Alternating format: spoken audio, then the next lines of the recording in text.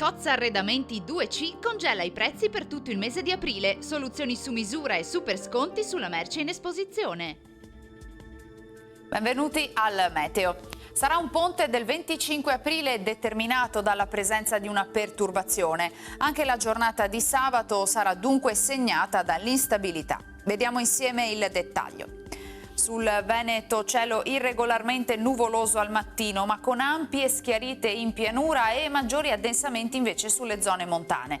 Nel corso del pomeriggio aumento delle nubi con locali precipitazioni associate, dapprima sui rilievi, entro sera rovesci in estensione anche al resto della nostra regione.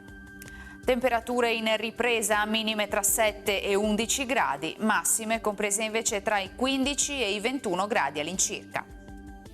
Spostiamoci ora sul Friuli Venezia Giulia, anche in questo caso sarà asciutto e per lo più soleggiato inizialmente, ma a seguire avremo deboli piogge a carattere sparso. Temperature minime sui 9-10 gradi, massime sui 15-18 gradi. Infine diamo uno sguardo alla situazione del Trentino Alto Adige. Sarà nuvoloso in maniera irregolare dal pomeriggio e nella notte soprattutto occasionali rovesci. Temperature minime intorno ai 10-11 gradi, massime sui 21 all'incirca.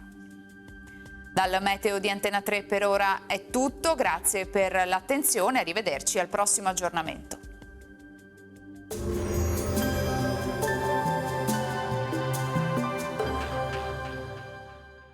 Cozza Arredamenti 2C congela i prezzi per tutto il mese di aprile, soluzioni su misura e super sconti sulla merce in esposizione.